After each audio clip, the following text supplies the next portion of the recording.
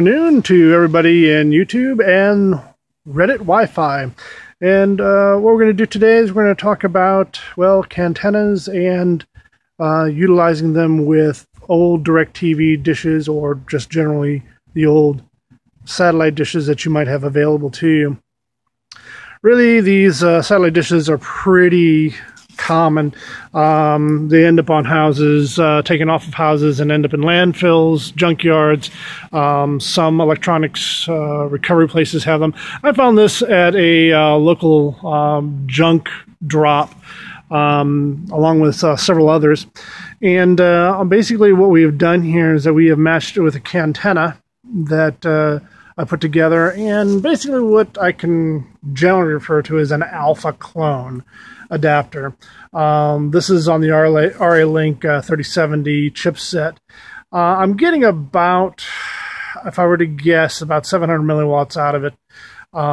There's probably other ways of getting more power out of it because it claims to be 1200 milliwatts, but then again, we are talking about an alpha clone and not an actual alpha. But then again, it only cost me $11 with free shipping off of eBay. I might decide to go to something a little bit better like an actual alpha, but this was just something I wanted to set up to see whether or not we could really do what we had hoped to do with a friend of mine's wireless connection. So unlike a lot of these other videos that will ramble on, I'm going to try and give you some information about how to put something like this together.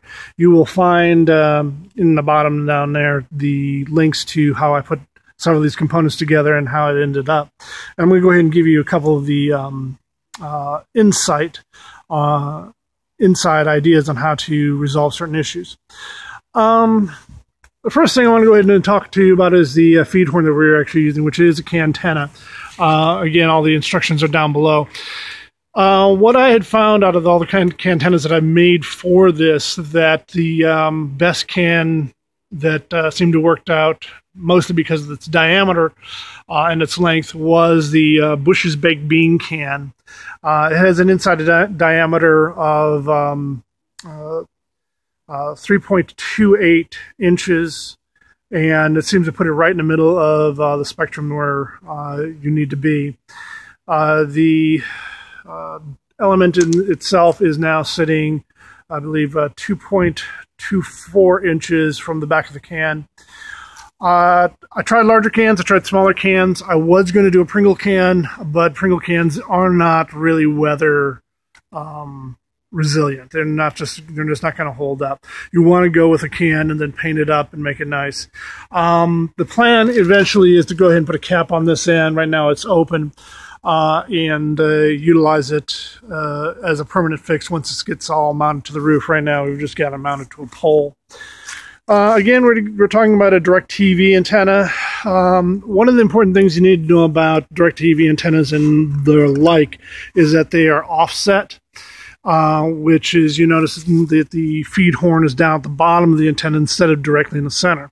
That is because the parabolic curve of the antenna is designed for shooting up into the sky and not have the signal blocked by the LNB that is normally connected to this portion here for receiving satellite TV. It means that you're going to have to turn the unit upside down to be able to use it for terrestrial work.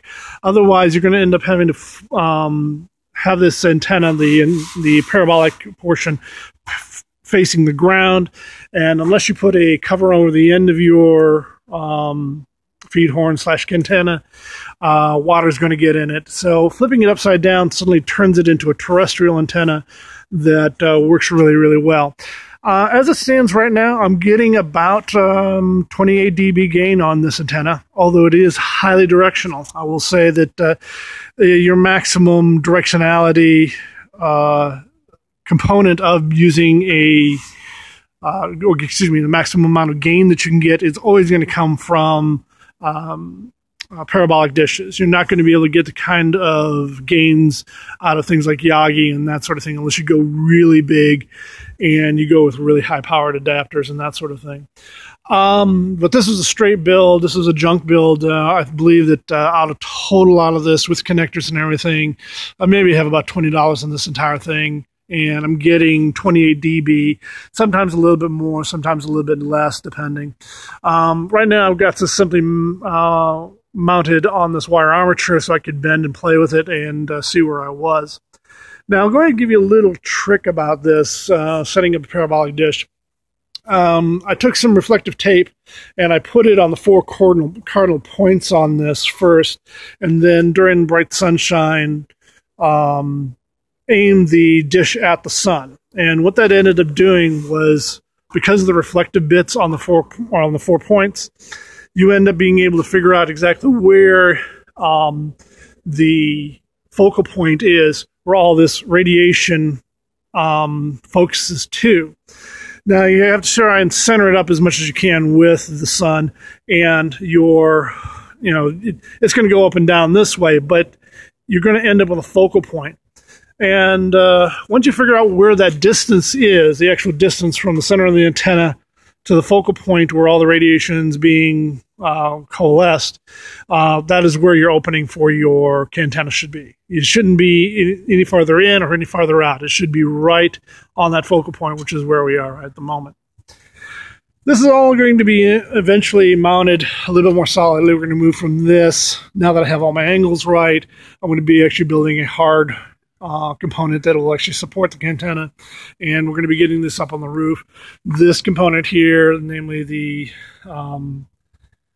alpha clone adapter here that we've got, it's been working good so far. I've used this for other things. I've actually been using it with a Yagi that I had for a long period of time, and it's been working for about 4 months, so I haven't had any problems with it. But again, Alpha is a brand name that actually is a very good product. I highly recommend them. For this project, I wasn't going to do anything about that. All right. So some more particulars about this. We have, of course, our super long USB cable. Now, a lot of people get this wrong. They think that, they can just use a super long straight USB cable. You cannot use just a straight USB cable. There's way too much internal resistance in the wire, and what you end up having to do is get something like this. I'll try and get this to focus, excuse me. And the potato quality of this. Alright, you may notice this little black box on the end of this cable here. What that is an extender. It uses the 5 volts off of the USB line to actually amplify the signal, so you can use a super long cable like this. This particular cable is 30 feet long. I've seen them up to 50. I don't know about the performance at that length, but I can say the 30-foot version works fine. And it works with all the adapters that I have.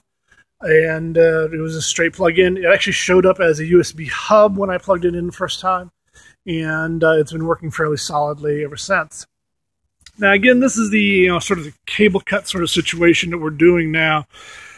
Eventually I'm going to be moving completely away from paying Comcast anything eventually, and we're doing some testing now with a friend of mine who happens to have gigabit Ethernet, and right now he's about 2 miles from me, and as a straight LOS shot, once this is on the roof, right now I'm getting about 15 megabit, and after we get it on the roof, I have a feeling we'll probably move up to about 20 to 30 megabit down, about 10 megabit up continuously. And since I'm going to be more than willing to pay him $20 a month just to not have to deal with Comcast ever again while he is on his industrial strength gigabit net, I'm all for it. Okay, just I want out from underneath Comcast, and I think a lot of other people do as well. So they are just simply saying screw it.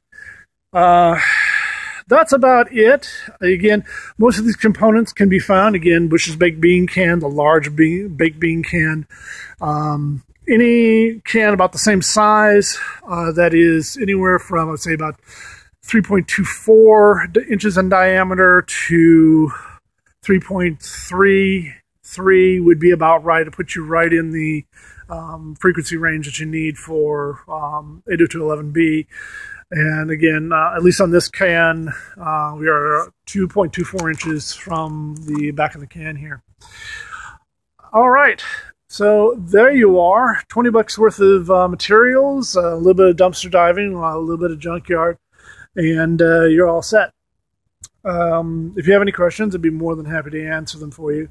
I've done a lot of experimenting with this. I should talk about this, however, just briefly, because this is another solution, because the directionality on these things is very, very extreme. I mean, you have to be on target to get really anything that is usable. Otherwise, you are you're going to be frustrated. You're like, hey, I built this thing and it just is not working for me. Why can't I get the signal?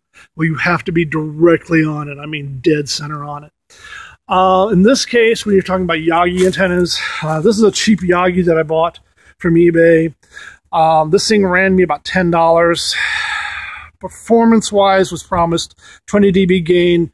No, you're not going to get 20 dB gain. You're going to get maybe 10 dB gain, maybe 12 dB gain, depending on which Chinese worker on which day that they put it together. This one did me about 10 dB, and for most cases, that if you were just trying to bring a signal in just a little bit better, it does do a good job. It does work. But again, it's not a very high gain, because if it's not as directional. This will have about a 50-degree arc in which you can pull in Wi-Fi, whereas this is excuse me, where this is 5 or 10 degrees, and if you're not on it, you're not going to get anything. This is a little bit more forgiving, but again, you pay for it in the amount of gain that you get out of it. So again, more than happy to talk about the things that we've done and how it's worked out for us. And it's again, it's a pretty simple build. And I think anybody who wants a really cable cut and has a friend that has high speed that's willing to share it with you, and pay him as your ISP versus giving Comcast more money, I'm all for it. And personally, I think everybody who has gigabit on Google fiber should be doing this sort of thing for their friends and neighbors. But some of you might not be able to have a chance to because of your location. But again, simple build, cheap build, great gain, great directionality. That's about it. Junkyard Messiah out.